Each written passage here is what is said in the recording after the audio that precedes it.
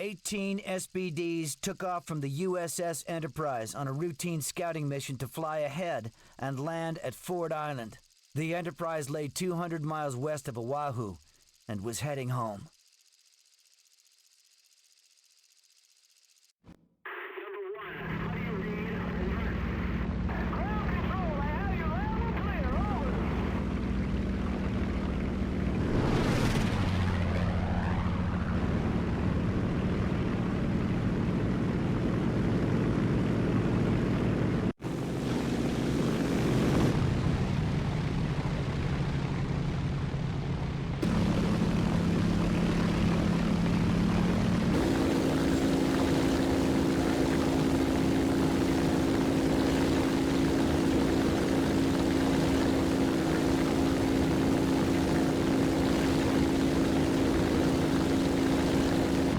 No target. I'll continue patrolling.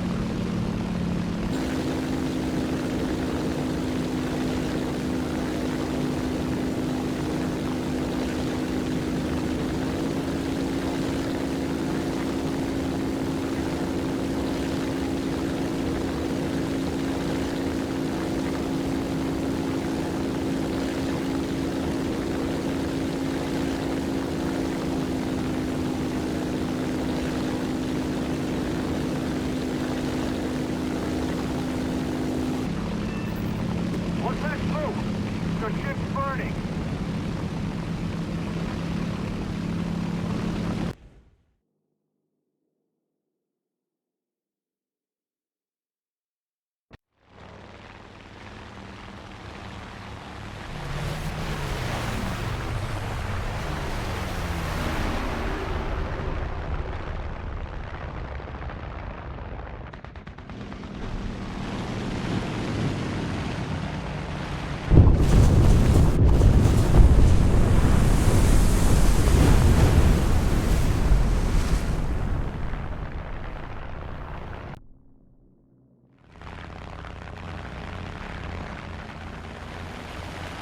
Shields on my stick!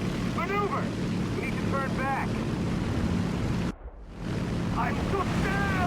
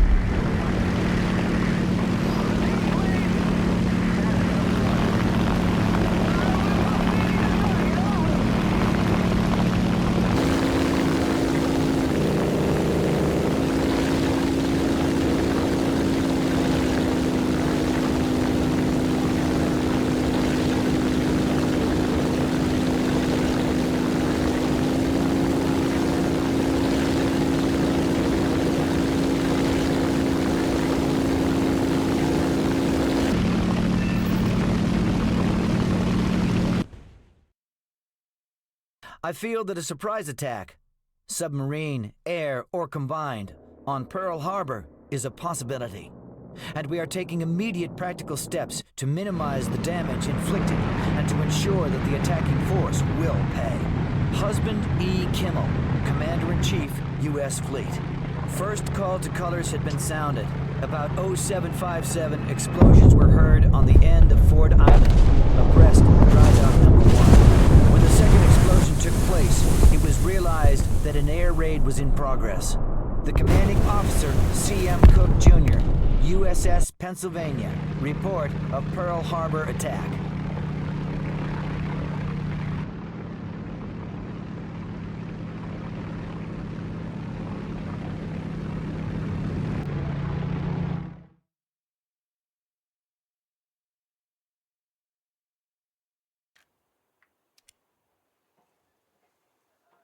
On December 7, 1941, Japanese carrier aviation attacked U.S. bases in Pearl Harbor.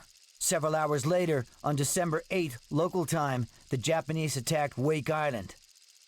On the very first day, bomb attacks destroyed most of the aircraft stationed on the island. The bombings continued for several days. On December 11, the Japanese attempted to land on the island.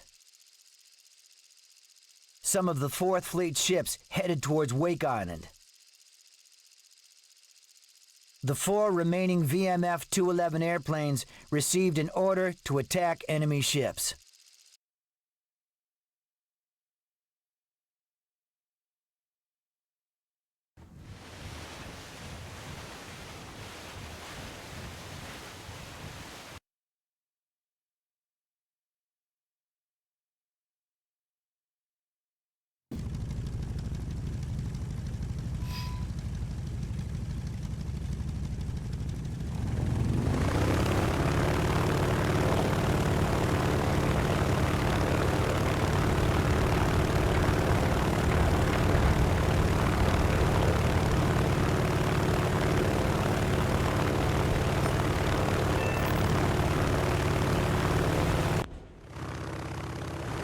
Base, can you hear me? Do you copy? Yeah, I hear you. Sound off. No enemy aircraft detected. I repeat, we did not detect any enemy aircraft. Roger that. Looks like the Japanese are retreating. Major, attack cargo ship. I repeat, attack cargo ship in sector M9. Roger that. Let's go down and join the party.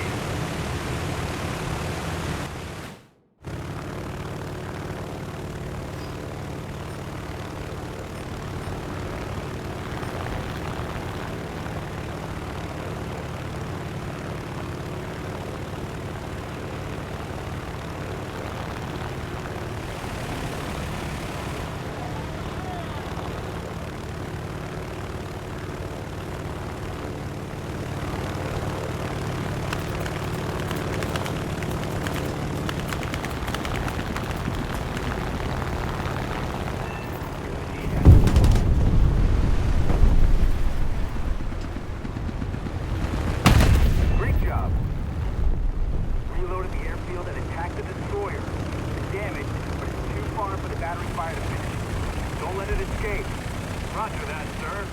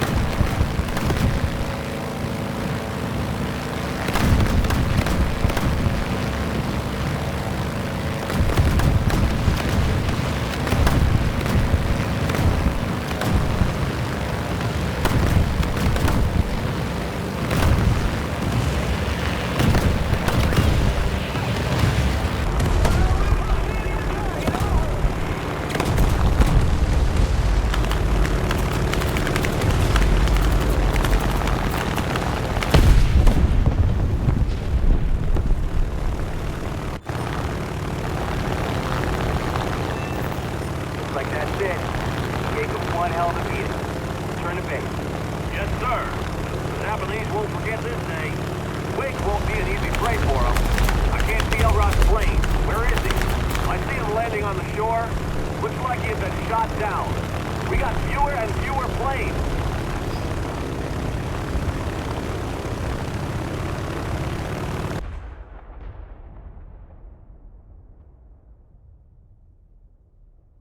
After we ceased firing, the whole fleet having fled, and there being no other targets to engage, the cruiser lay broadside to the sea, still pouring steam and smoke from her side. She had a definite port list. After some time, she got slowly underway, going a short distance, stopping, and continuing again. She was engulfed in smoke when she crept over the horizon.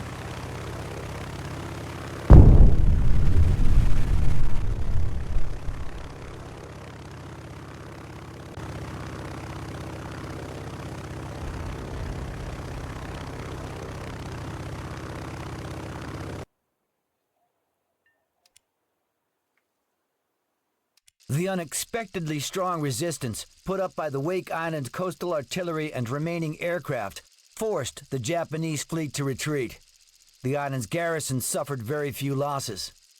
Realizing that the first landing attempt was premature, the Japanese continued bombing the island. 3 Wake Island airplanes were launched when the radar picked up approaching enemy planes.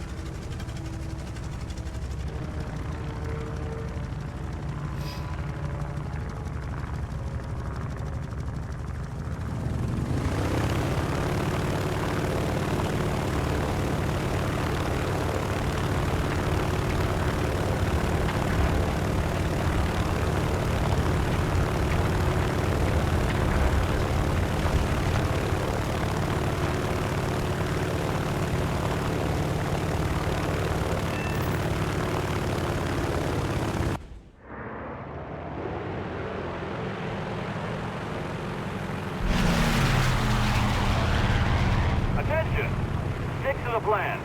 Captain Elrod and I meet the first group. Lieutenant Davidson meets the second group. Any questions? No, sir. Then off we go. Good luck, guys.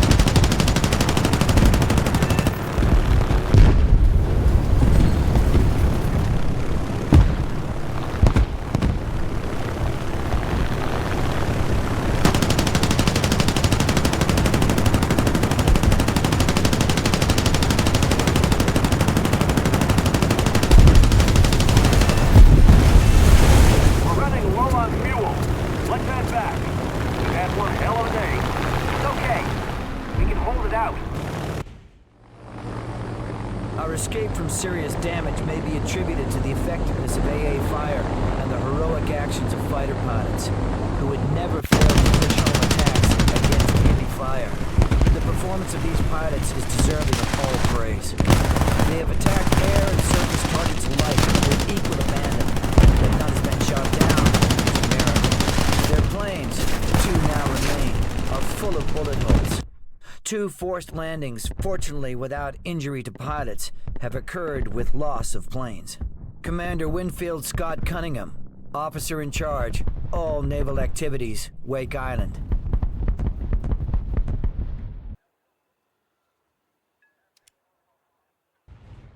Wake Island, fighting alone, still stood its ground. 2 Japanese carriers, Soryu and Hiryu, which took part in the attack on Pearl Harbor, were sent to the coasts of Wake Island to back up the second landing attempt. On December 22, 39 planes were launched from the carriers to subdue Wake Island's resistance. The 2 remaining Wake Island airplanes entered a losing battle against the superior enemy forces.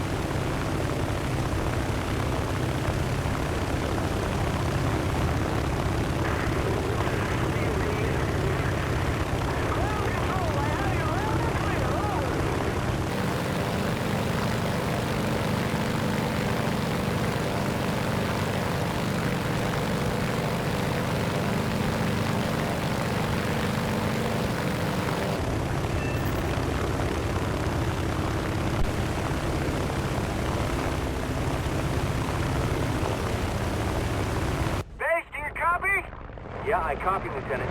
Enemy aircraft in sight. Sector D12. Roger that. Taking a course to Sector D12. Don't attack it alone. Okay. Meet you in Sector F12. Roger that.